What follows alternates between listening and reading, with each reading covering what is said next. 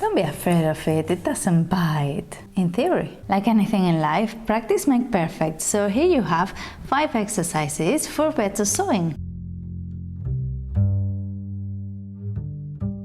And the first one is the, oh, well, you can't really see me, can you, with this? Let's get rid of that and start. And the first thing we're going to do is to get all the little scraps we have around, all these little shapeless things we're not going to use that much, maybe for pockets or things like that, but not likely. So what we're going to do is to practice seams. It's really important, of course, if you see a seam that is not very nice, you realize if you're hemming something and it's twisted or is not as nice and neat, if your straight line is not as straight, it looks terrible. And on the inside as well, take into account if you're making a dress and when you join the skirt and the top, your line is not very nice, this will transfer to the outside, you can see it as well. So it's really important, and it's good, even if you've been sewing for a while, to practice a bit, because it makes you make it better, of course. And if you're a beginner, even more. I haven't plugged it in. There's a lot of people that do this kind of practice in paper, so in paper you can sew paper, but I don't think it's ideal for this. Paper, of course, it's a different texture, it's a bit slippery, but I think it holds the shape better, so I think it will be easier to sew on paper. And if we're going to sew on fabric, let's practice on fabric as well. So the longer your piece of fabric, the more difficult it's going to be to hold the line.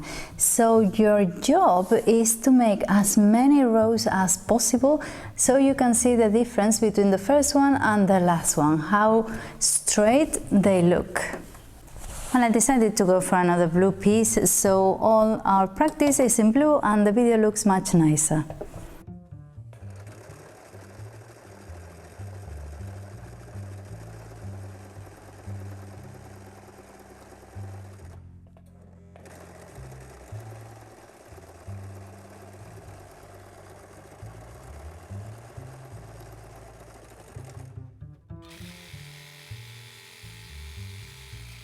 Let's see how I do, because in my case I think where I turn a little bit, where I lose my straight stitch is at the end.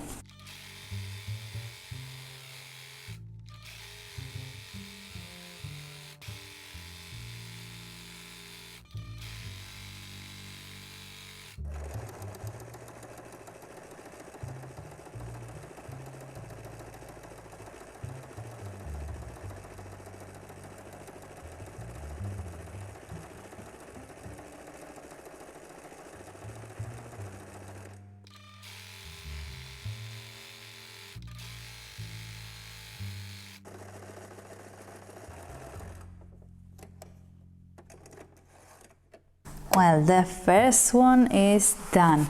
It looks quite nice until you take your time and look for mistakes, because some of them are a bit twisted, some are wider than the others. And one thing that happens to me a lot, I've realized, is that when I'm sewing, the last stitches I do always go to one side, like they leave me. So maybe it's because I don't have much fabric to hold on to, or maybe it's because I also go quite fast on the pedal.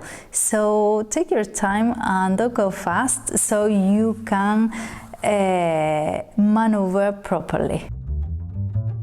For our next project we need a square of fabric, and what we're going to practice is corners.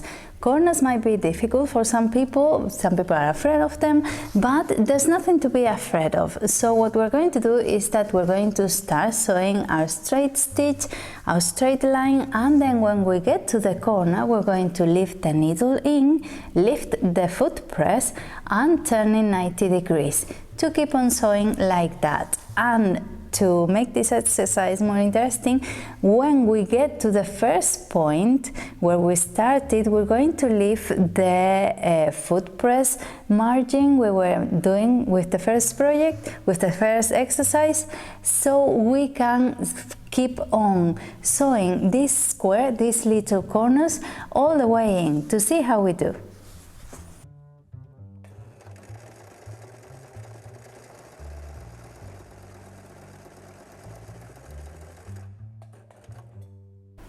Now that we get to the corner is when we lift the needle in, lift the foot press and turn 90 degrees, so we can put the foot press down again and go on sewing. And now I'm going to do the same so I can get in there and make my little labyrinth.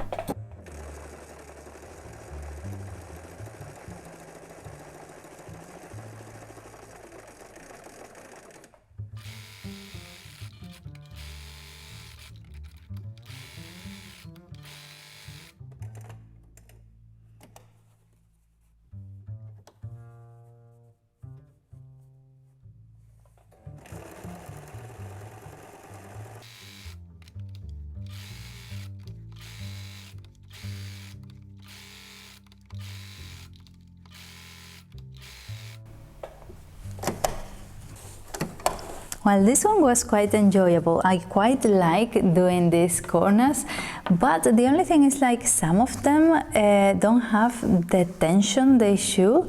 I don't know why, and they look a bit more curved, but the rest of them are fine.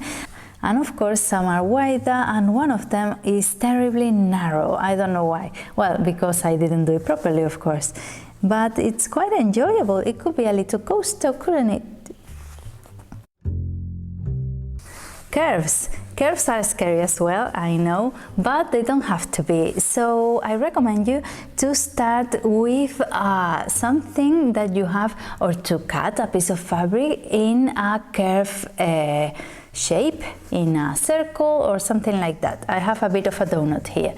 So what we're going to do, if you don't have that, you'll have to paint a little bit, so you have something to look at first. You have your first one, you have an example, you have something to follow there.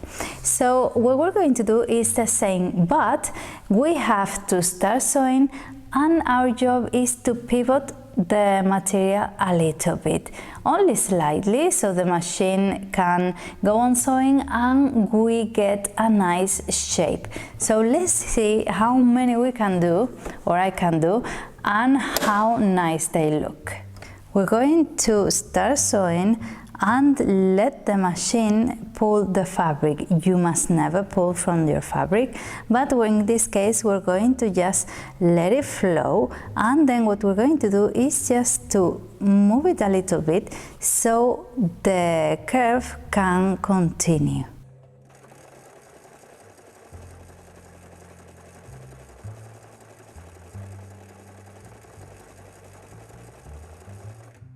Of course, I'm looking at the foot press, but I'm looking at how the fabric goes in, goes under it, so it's not too angled or too straight. It's just in the perfect position, so you mustn't press your foot too much either.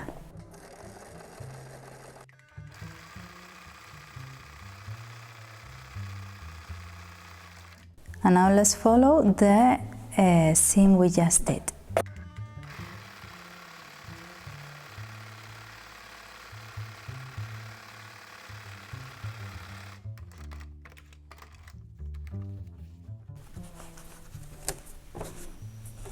I think on this one I really did it wrong here, and the bad thing is that the third row is going to look terrible.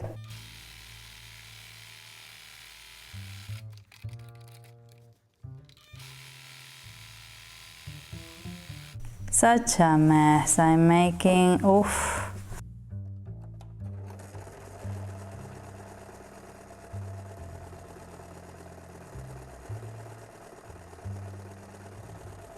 slow down. That's a very good tip. Slow down with your foot because there's no hurry, and if you go too fast, you lose control completely, so slow down.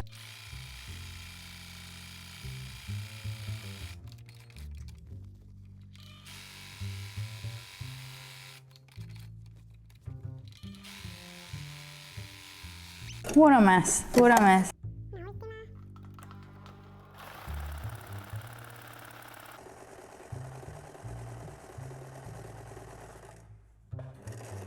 Oh my, this is such a mess. How terrible this looks. I did this same exercise when I made a hat, a summer hat, in like a bucket hat in summer, and I lost it. I can't find it anywhere. It's such a pity. So I top stitched all the wing and it looked nice. I think it looked nicer than this one. I hope so, because this one looks terrible. The first one was sort of okay, but on one side it went a bit straighter than it should have, so then the second and third and the rest of them are going to be a mess. There's nothing you can do. Once the first one is bad, the rest of them are terrible. And then of course there are some wider ones, some narrower ones, and the end of them, some of them just went to the other side. So, well, this is practice. The next one is a bit of a challenge. When you have a straight line to look at where we saw, it's much easier because, well, we usually do, but it's easier because you can follow it. But if we turn it a little bit and now we have a diagonal, it's much more difficult to keep it straight because we're not looking, we haven't got anything as a reference. So let's try a few diagonals and see how I do. And with our straight line, let's turn it. Let's make a diagonal.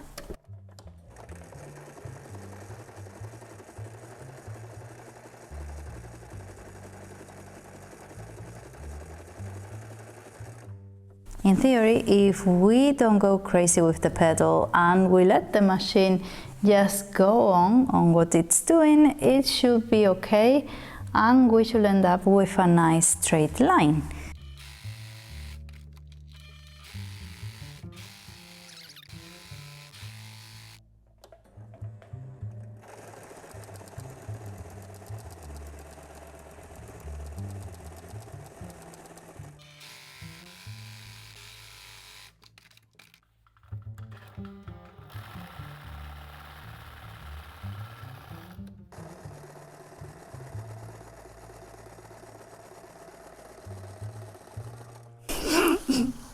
Oh gosh, you could easily sit and cry with this one. This is terrible, such a mess. I thought the first one looked okay, but now that I see it, I think it's a bit curved. It's not as straight. And then from then on, it's just one is too narrow, one is overlapping the next one, then there's wider ones, and the last one, it's a winding row. So such a mess, but it's good to do this, isn't it? Even though you sew quite often, there's always time to practice. It looked easy, didn't it? And the last one I thought of that I think it's really interesting is the one that the machine brings on the base.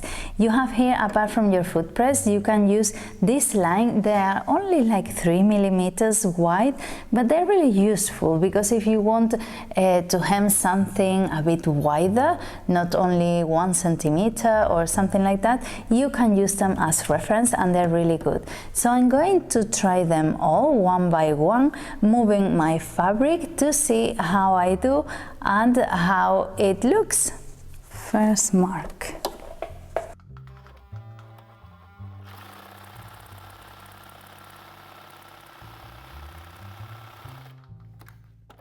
I did the first one, so I'm going to make the second one, ignoring the foot press completely.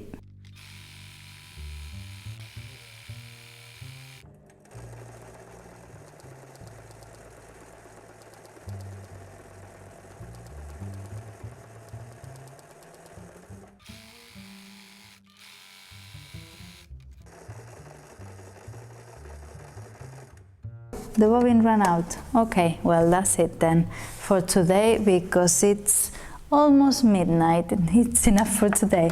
So this was quite interesting, because sometimes we forget that these lines are here, or at least I do, and it's quite good. The first one, of course, is straight, and then they are, no, that's such a lie. Oh gosh, look at that. The first one is not straight at all. It's so terrible. Ooh. The first one looks terrible. The third one looks more straight to me, but it's quite interesting to see how badly you can do, even though you sew a few times a week.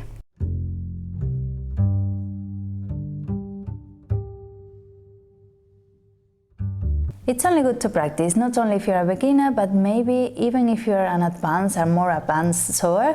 It's good if you change machines. For example, if you go somewhere and someone lends you a machine. For example, when I sew with the Alpha machine I have, it's completely different. It has like a more strong engine, in my opinion, and it's like quite settled and fast. So it's always good when you are going to change machines to give it a try, just in case you're missing something or then your seams look terrible. As I said before, you can also do this with paper, but I can't really see the point. If you're going to sew fabric, just practice on fabric. I know you're wasting material, sort of, but you are gaining knowledge. So it's not such a waste if you use little scraps you have around, or even old linens or things like that. So have a go. I hope you've enjoyed it. Let me know down in the comments what you thought, any comments, any thoughts in particular, and don't forget to subscribe if you like this kind of content, because I upload twice a week, and that way you don't miss anything. And I'll see you on Thursday. Bye!